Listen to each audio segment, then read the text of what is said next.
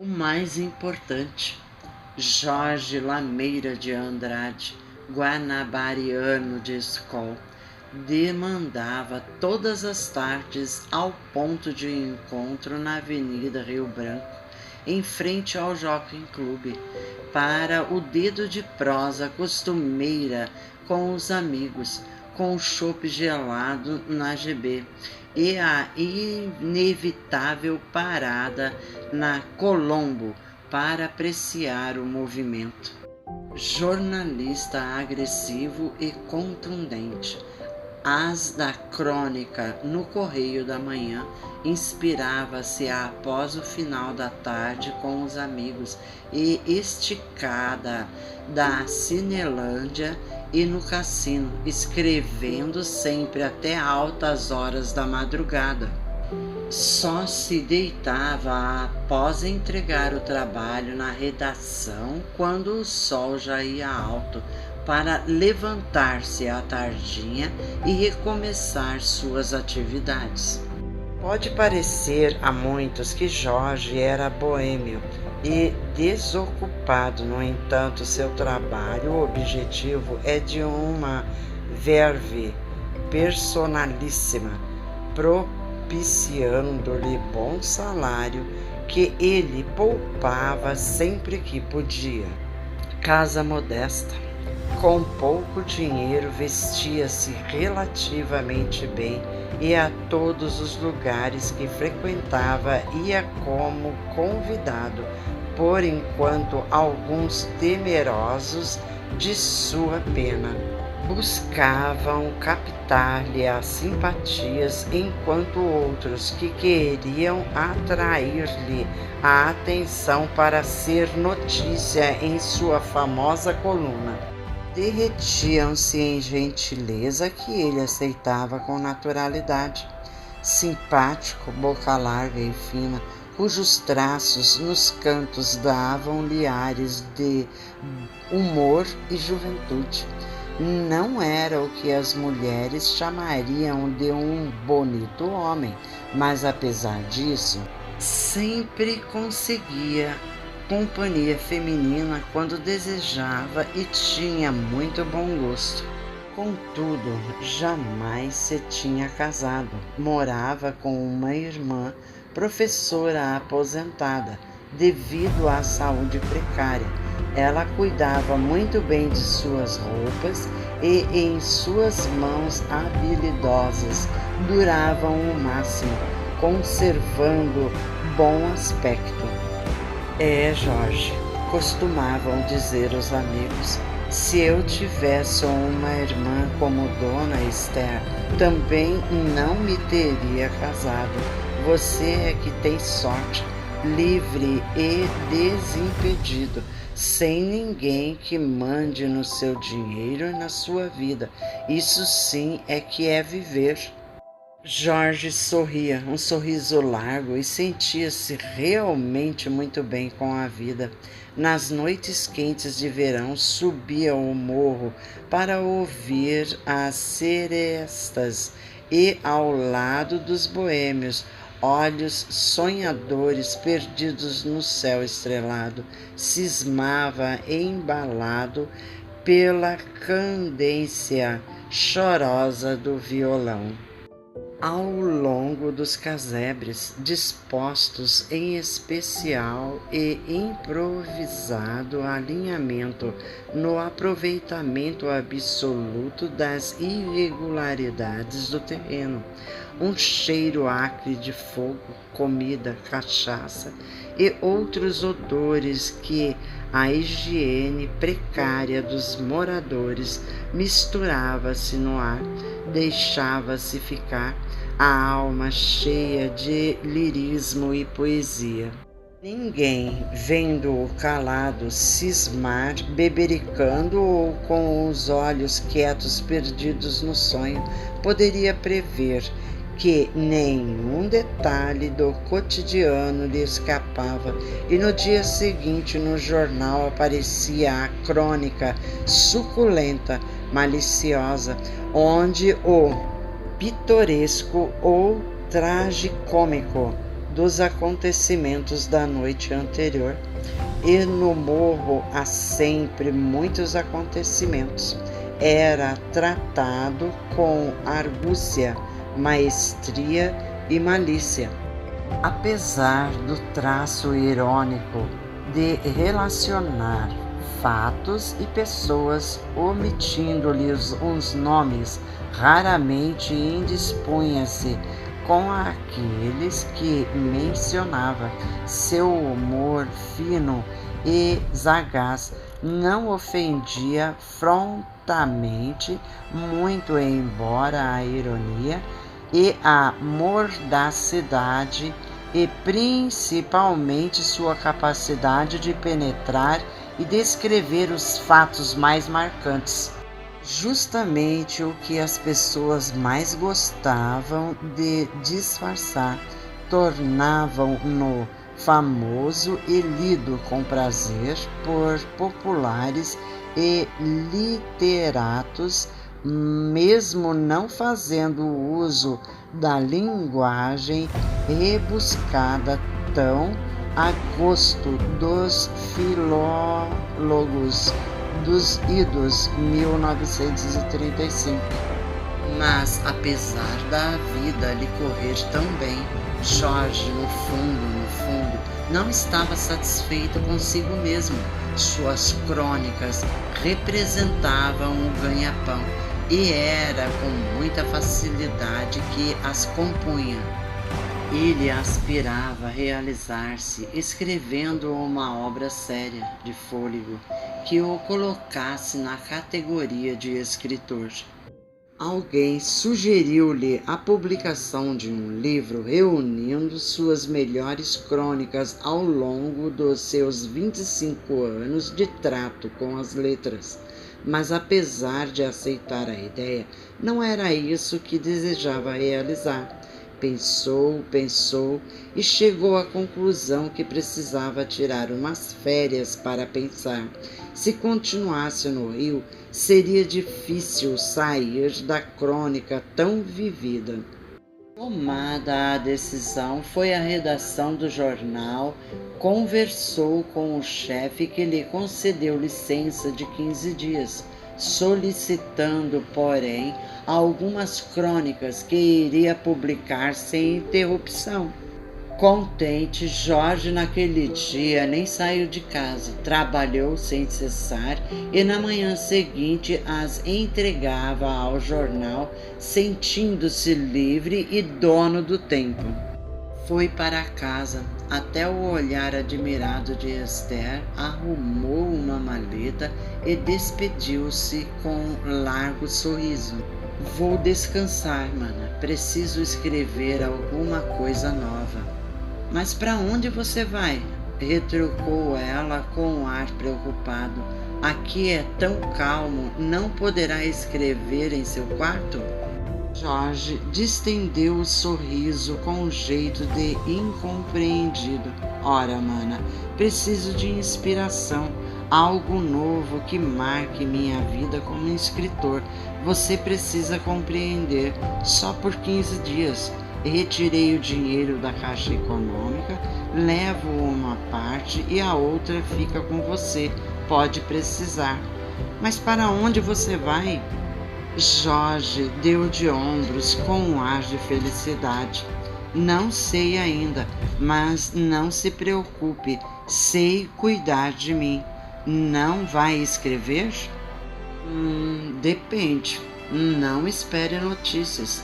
Quero estar livre de qualquer compromisso para poder criar. Adeus, mana. Deus a abençoe. Beijou-lhe as faces chorosas e saiu apressado. Queria ir a um lugar onde não o conhecessem para evitar interferência e encontros indesejados. Apanhou o bonde e foi até a estação Dom Pedro II. Pretendia viajar para algum lugar tranquilo e recorreu às relações de horários dos trens e foi procurando até que escolheu a localidade. foi ao bilheteiro e pediu uma passagem para Juiz de Fora, nas Minas Gerais. Não gostava de esperar, e o trem que servia à cidade mineira era o mais próximo do seu horário.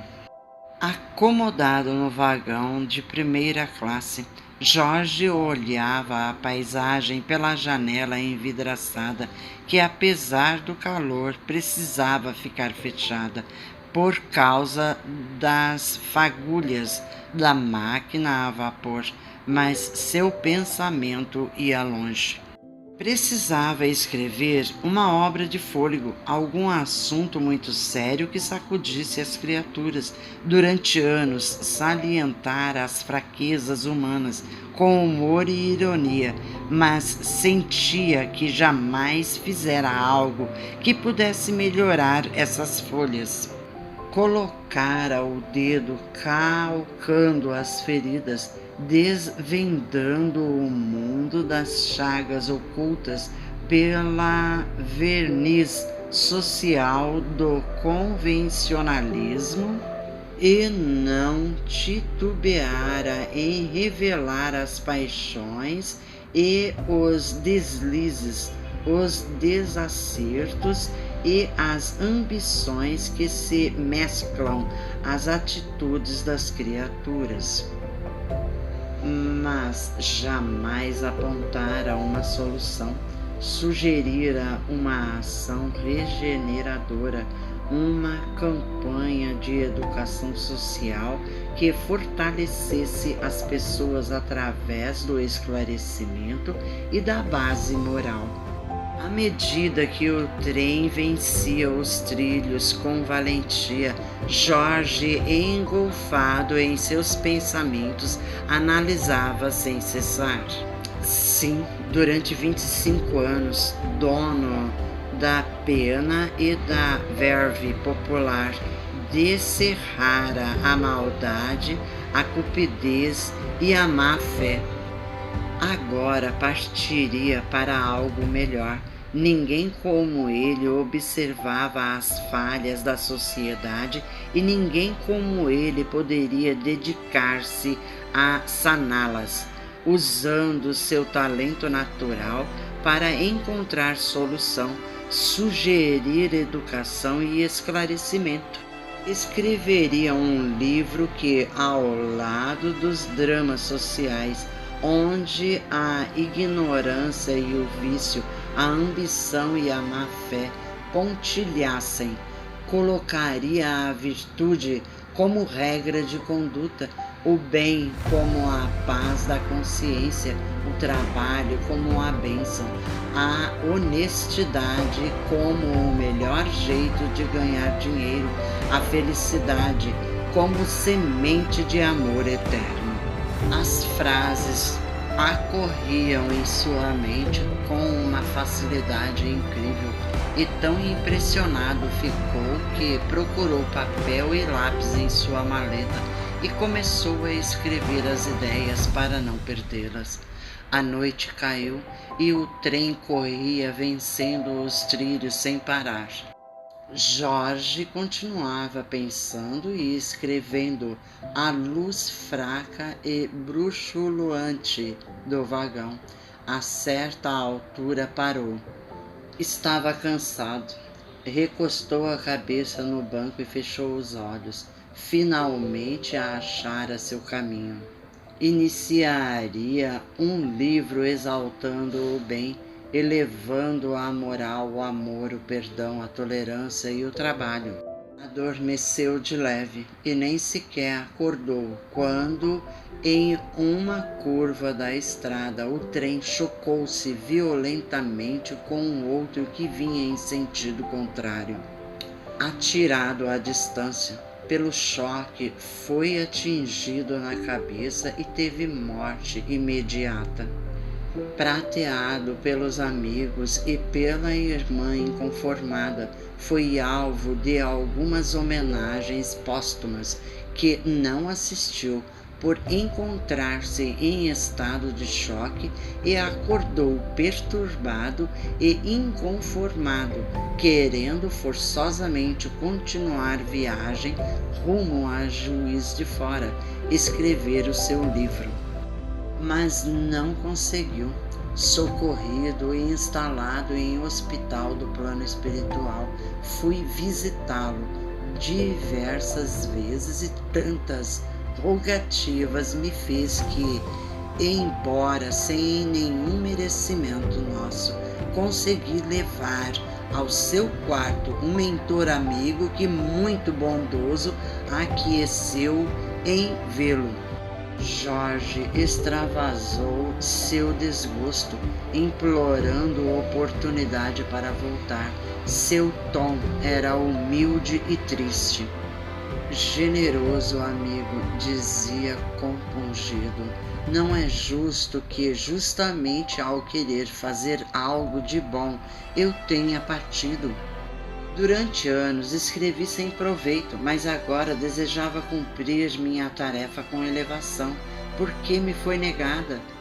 Jorge, quando você partiu daqui a 45 anos, ia esperançoso e decidido, escritor, literato na França, no século passado. Sua verve conduzira ao decreto público, ao escândalo. Senhoras, políticos, maridos, instituições chegaram a descobrir com sua sagaz penetração dramas ocultos, chagas sociais, e muitas cabeças rolaram na guilhotina por sua causa. Tendo sofrido muito no umbral, você tornou-se humilde e, renovando a mente, matriculou-se em curso de evangelho, preparando-se para a nova reencarnação na Terra, onde se dedicaria a escrever, exaltando o bem, elevando a moral. Entretanto, em virtude das suas necessidades de resgate e reajuste, não dispunha de muito tempo para viver.